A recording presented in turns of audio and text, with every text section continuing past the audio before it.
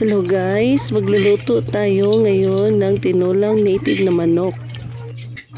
Ito yung manok natin na native at sibuyas, ahos, and luya. Gisahin natin una yung bawang, luya, gisa-gisa, ating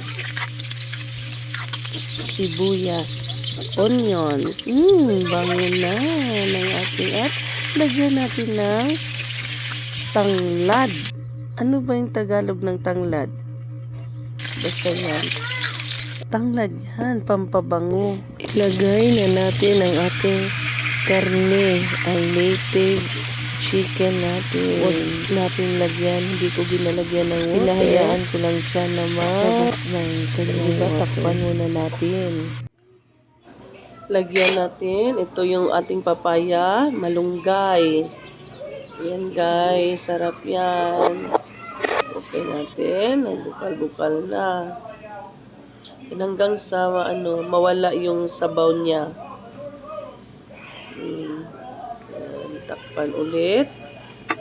Yan, lapit na guys. Nawawala na, lagyan ng sabaw, tubig para may sabaw siya. Yan, kasi naubos na yon. Ayan. Bangon na guys.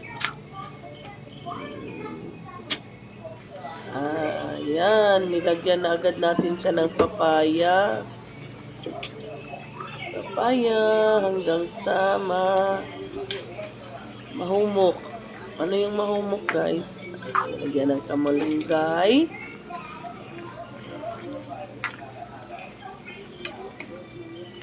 Fresh from the kinuha pa yan sa doon sa tanim ni Lola.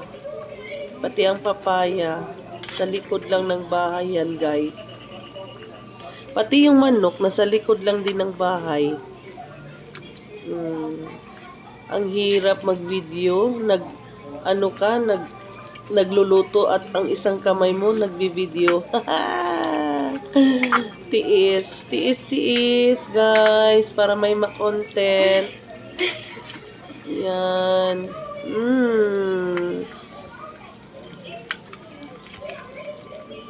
Kain tayo guys. Yan na siya guys. Malapit nang maluto. Kunting kembot na lang guys. Yan.